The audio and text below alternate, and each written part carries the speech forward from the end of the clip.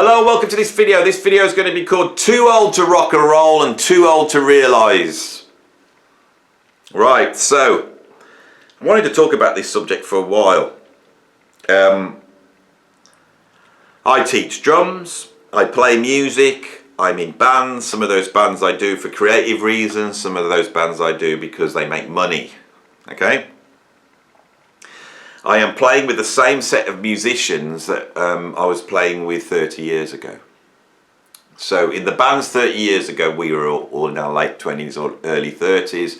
And if I was in a covers band then, I was going out and playing to other people in their late 20s and early 30s, playing music that the late 20s and early 30s people at that time liked. And that's what I was doing, and it was great. 30 years later, we're all still doing it. We're playing the same songs, same music. We're going out, you know, and it's the same old people on stage playing to the same old people that are just about managing to dance up and down before their hips go. All right? This is actually a big thing. I also work at local studios, rehearsal studios, and you know, on the evening, all the bands come in to rehearse. And it's not like 30 years ago when I used to go up to the rehearsal room when I was a nipper. Everyone else was a nipper. Nipper is an English word for a young person. And now when you go into those rehearsal rooms, it's all grey-haired men, you know, trying to work out white snake songs, basically, so that they can play the songs they like, and hopefully they'll get a gig in the local pub, and that is their entertainment, and good on them, right? I'm going to call these the weekend warriors. The weekend warriors. I was going to call them the geriatric weekend warriors, but I thought that was unfair. And I didn't want to say that because I thought it was unfair, but I just have said it, so it is unfair now. So hopefully I haven't upset any old people out there who were sat there doing exactly what I'm describing, and then sat there going, well, that's me, that's me now. I'm the same, right? I started playing the drums when I was 11 years old, right? And I'm 55 years old, and I'm still playing these drums, and sometimes I think to myself, am I too old to be doing this? Is this all a bit silly? As I cart my drums into the rehearsal room, you know, to set up and play, you know, I sometimes think, is this all a bit silly? You know, now, if you are an older man, and it's primarily men that do this, I'm sure there's some women out there doing this, but it's primarily older men, you know, by the time you get to 50, hopefully, if you haven't been a professional musician like me, you've made a bit of money. You know, you've had your job, you've gone up the ranks, you know, you maybe have pulled your retirement early, and you're an affluent person, and this allows you to fund now what is your hobby, which is being in your band. You can buy the best gear, you can have the, you know, travel, stop in hotels, you can afford to rehearse, you can record in a recording studio, you can live the dream. You know, when I was a kid, you couldn't go in a recording studio because they were too expensive. How was a kid going to pull together all that money to go into a studio? But once you get to a certain age and you got four affluent, you know, middle-aged men in a band, and they want to find how to go to a recording studio, and they're going to split the money 4 ways. It's nothing to them. They can just go in there, so they can record well. They can go out and do gigs. And when they do the gigs, they don't need to get paid to do the gigs. That doesn't matter. And this has altered the whole economy of local covers bands. You know, when I was young, when I first started playing, the first band I was in was a covers band. And the money I was making back then is not that much difference. I'm saying if I was making 100 quid then, I'm still making 100 quid now. It's just the money hasn't gone up. Now the reason for that is that as that audience has grown older and become more affluent, they don't need to get a fee when they go to the gig. So they'll go in, and often the people who are going to get pulled into a venue to watch a live gig are older people, you know, so they sit down, they buy the drink, and, you know, they grew up listening to White Snake or The Clash or whatever it is, or Madness or The Specials or Cyndi Lauper, whatever it is they like. And then some more old people get on stage and they play those songs and they appreciate it. And some of these players have been playing for 30 years, so they're reasonably good. They're reasonably good. And that has actually changed the economy, you know. And the venues, because they're full of old people, these music venues, not so many old people are going out, so the audiences have thinned out. It's only the hardcore, people who just can't let go. That's what you'll see in there. The people who can't let go of it. It's like you get the 60-year-old punks, don't you? With the red mohican and the wrinkly face, holding their back as they try with their drink onto stage and everything. It's all a bit comedic, isn't it? It's lost its danger, hasn't it? It's lost its danger. Well, if you are one of these weekend warriors, right, what advice could I give to you regarding what you're doing? Right? Because that's really what I wanted to do on this video. I didn't want to just take the mickey out of you. And obviously when I take the mickey out of you, I'm taking the mickey out of myself as well. When I started making albums in the 2000s, those albums, even though I was in quite obscure prog bands, used to sell reasonably well, and they created profit. And then the internet came out, and then all these torrent files appeared, and you suddenly realised that you as a band were pushing 10 grand into a project to make an album that, so the day it was released, would just appear for free on the internet. This is the whole Napster era. Once that had been established, you couldn't go back. The Pandora's box was opened, and then Spotify came in doing that legitimately. I have no problem with Spotify at all. I have no problem with it at all. I think the economic model is what it is. It has to be like that. That you get the same ad revenue split that anyone else does who's doing stuff on the internet. Spotify, you get a better split of the advertising revenue than I am here on this channel off YouTube. I think Spotify is around about 60%, and on YouTube it's 44%. So. There's nothing wrong with Spotify. It's just the fact the cat was let out of the bag, and it ran off with all the money, didn't it? The cat did, So, I make myself laugh sometimes. Don't make anyone else laugh. But anyway, the thing is that my generation really don't understand is that they want to do music, they want to play, they want to go out, and this is whether you're in a covers band or you're in an originals band, or you were actually working and still working in proper bands. Right the way through, our generation does not understand the internet. We might know how it works, we might know what it's about, right, but we do not understand it. We walk around with a belief system which is based upon the way things were, right? Now, people of my age have gone into the music colleges and they've created the curriculums there. And when you go into most music colleges, they operate as though it's the 1990s, right? And they still have in their mind that a band has to, form, write some songs, get an image, whatever, and then work towards recording an album and try and get a deal for that album, and then get out and tour that album, right? That's the idea that most old people have of the way you do it. And these people go to music colleges and they create music education. Now, this is another thing that nobody says. In the last 10 years or so, what I've seen with music students is a change. When I first started teaching in the early 90s, what you had was grunge, you had Nirvana, Radiohead, you had like Pearl Jam, and kids were listening to these bands. Their parents didn't like these bands particularly, because their parents were a much older generation and they were probably into soul or something like that, Motown. They didn't get what these kids were doing, and they wanted to play and be part of that scene. So, 30 years ago when I started teaching, all those teenagers in there were sat there with their Pearl Jam t-shirts on, wanting to do that. They wanted to play the guitar. Their parents didn't want them to go to music college. They didn't want them to play guitar. They wanted to get a real job, but they didn't care. They'd rebelled against the man, because we were still in the era of rock and roll where it was all about rebellion, and they would sat there in their music college, us against the world. That's what it was like. Now, what you get predominantly are parents who are probably weekend warriors. They love the rock music, and they have pushed their kids to play guitar and drums. They've taken them to drum lessons or guitar lessons, something that they probably never did when they were younger.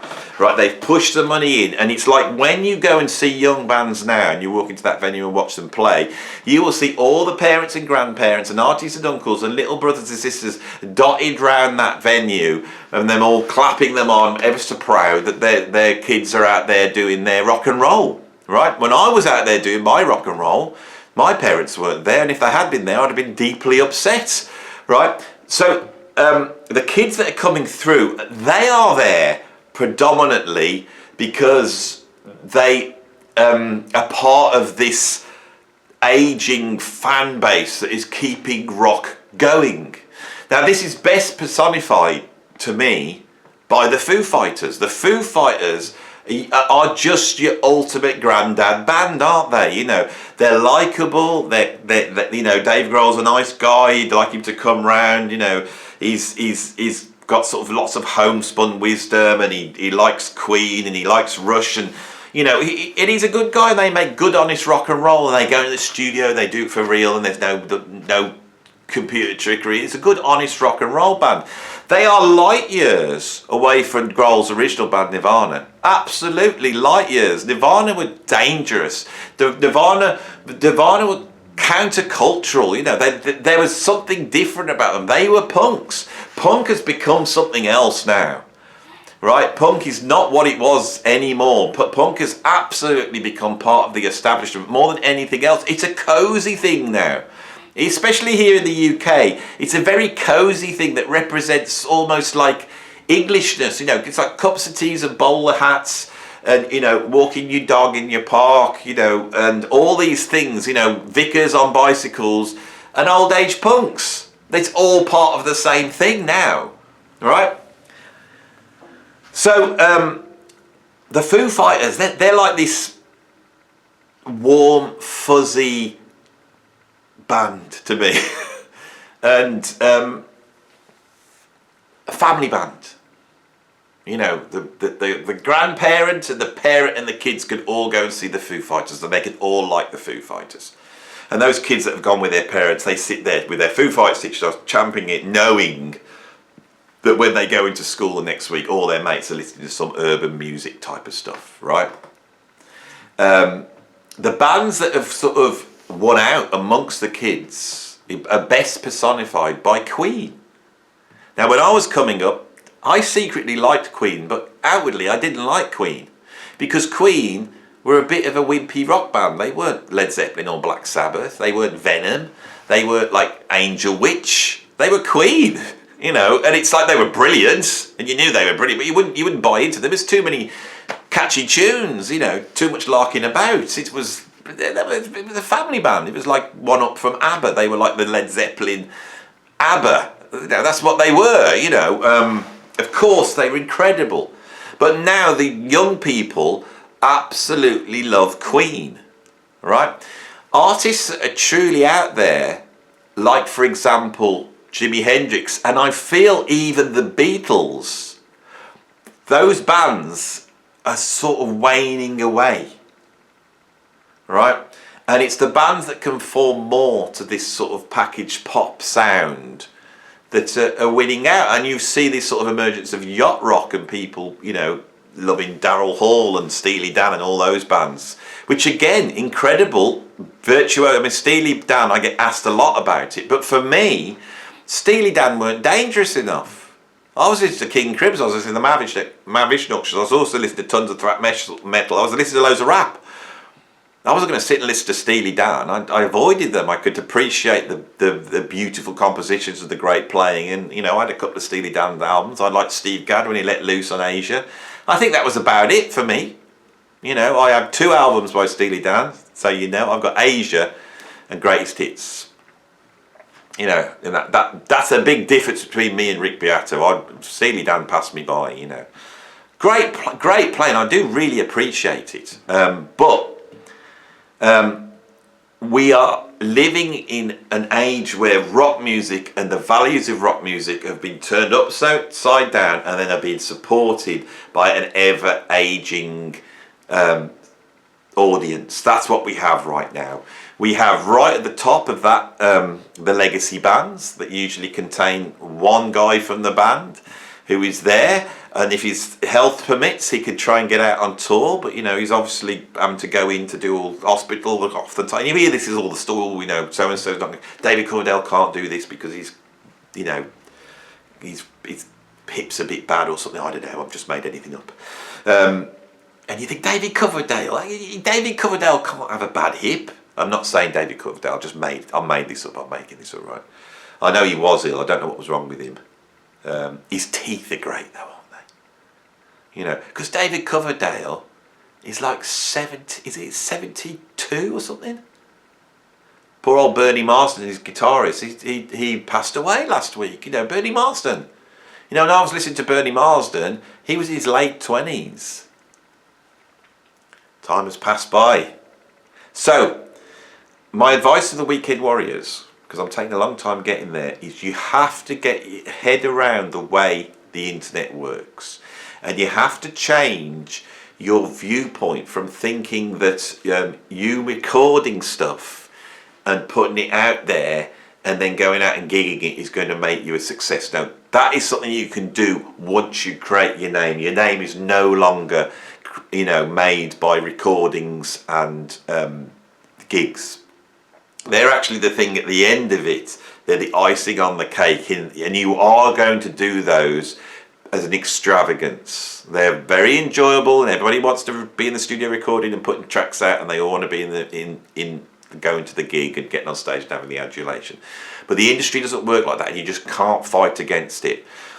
So if you are a weekend warrior, you need to know how to get your act together on the internet. And I'm going to try and finish up with a couple of helpful hints, right?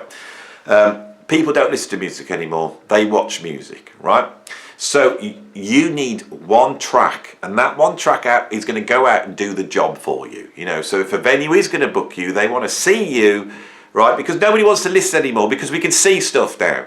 So they want to see you, so you need one track, and you need it on video, you need it on film in some way, and you've got to work a way out of solving that. Now, if you take that goal, say we're going to get one track out and we're going to have a video for it, then what you have to do is pick your best cover version, rehearse it up, go to the studio, spend all your money and all your time on that one track, and try and film it. You're best off having one iPhone shot video that you could drop the beautifully recorded version of the song. You're better having that bit of video than just having the song. But if you get a couple of cameras in there, that's great. So you may be having to learn some video editing skills. You might have to get your head around iMovies or some sort of basic video package, how to sync that up so you can not try and produce a record or a CD or an album. Don't do that. Produce one song and with an accompanying video, and then the band needs to get together and you need to talk, you need to become personalities, because that's the other thing that sells music nowadays. People love personalities. So my advice would be is once a week for the band to go onto Zoom and have a chat about what they're up to and whatever they want to talk about, and hit record. And then make sure you've got an Instagram, a Facebook, a YouTube, even a TikTok, and create the content. Right, so if you've got that Zoom goes up on your Facebook, and people will watch that, and you're probably very funny, and they'll start to get to know you, and then they want to come and see your band. And you tell them about the next song, one song. In a few weeks we're going to have a new song coming out, and eventually, and you put little bits up, and eventually the whole song comes out, and that song's on YouTube. Right, you create a short, and that short or reel goes on Instagram and YouTube. That goes on all of those. And what this is to create a momentum, and there's a big wave then. You end up at the end of that process with, we're going to have this one song coming out. We're talking about it. You get to know us. You get to know about the song. There's an expectation. The song comes out, and it bites off a small audience, maybe 3 or 4 people. They bite that off, and they consume it. and they become part of your little army. And you need to get to know those people, and you need to get them on side. So you need a little club, whether it's a Facebook group or whether it's like a Discord or some sort of forum or whatever it is. You need to grab those people together, and you need to get them on side. And there'll be people in there that love music but aren't musicians, and they might say, "Look, I'm not a musician, but I can edit video. Do you want to edit video for us? Oh, I'd love to do that. Or I'll drive you there. Or I can do this. I'm good at, I know someone's got a venue." So you get that first lot and you put your arms around them. Then you do the same thing again. What's the next song we're going to put out? It could be a cover, could be original, right? You then record that. You create a video. You tell everybody about it. You go on Zoom. You do the chat. You have all this stuff going out almost day by day. And it's very easy. If you go onto Zoom for free, you could do 40 minutes of chat and record it. You could break that up into, say, 3 parts and put them out, one after the other. People will click on it. Your friends will watch it. They'll think you're funny. They'll get to know the other people you know in your band. That circle will start to go, "Oh, that's interesting. I quite like those guys." And I heard their band the other day. I've heard a couple of songs now, and it's actually quite good. I might go and see them. All right, and that can only grow. This can only grow. The only things that's going to mess you up is not being very good, and that's the last piece in the puzzle. It might be a puddle. You never know with the people of our age. So the last piece of the puzzle is make sure you got people around you can advise and help. Right, so if you've got a ton of cover versions, if you know a professional musician, someone like me, this is what I've earned my living doing. I'll go down a rehearsal room and watch them, and they'll play their 5 cover versions, and I'll go, "I think that's the best one. That's the one you want to do first." Right? I think you need to back it up like this. I think you need to tune this and all that type. Get some advice. Keep going forward. And this is true of anybody who wants to do music in any way. What I've just told you very quickly is the secret. Now, if you want to know more about this stuff and want me talking more about it, right, become a Patreon. Right, go and join my Patreon. And I'm thinking of creating a side part to my Patreon where I can really address and help people who want to get out there and basically get out there and enjoy themselves, to be able to sustain themselves in their enjoyment, because that is what it's all about. Essentially, that's what we've ended up with. So also, if you want to support me, I will do this on here for free. But this is difficult for me to do. I'm trying to make a living. So I now have in there not only a link to my Patreon, but there is a tip jar. It's a PayPal tip jar. You just click on it and you can put a bit of money in. And if you put a bit of money in, I would really appreciate it. Because if I've got a bit more funds behind me, I mean, some of these videos do a lot, with views. And if just 1% was to stick, just a pound or $1 in, that could be £100 or $100. That buys me time. It buys me expertise. It enables me to go out and pay other people to do things like video editing, which frees my time up to do all sorts of other things. So I would really appreciate it. And if you want to know how to make money, right, I can talk to you about that. So if this is interesting for you, I've done a different video here. If you are, I know there's a ton of geriatric musicians out there and geriatric music fans. I know you're all watching. I look at the analytics on YouTube. I know exactly who's watching this, right? I think the average age is something like 87. Right, I'm gonna have a look. That's not true, but I just said that to make you laugh. I think I got to the end of this video. I didn't want to talk for too long. I wanted to make some shorter videos. I've been going on rabbiting on for an hour. And some bloke keeps coming on the comments and saying, "Will you stop talking?" I feel like going, well, why don't you just piss off? Anyway, I'm going to finish there. Thanks for watching the video. I'll see you on the next one. Put some money in my tip jar. Go and join my Patreon. Press the like. Do the subscribe. Press the notification bell. Tell everyone about me. Do all the things. It's all about me. It's all about me. See you later.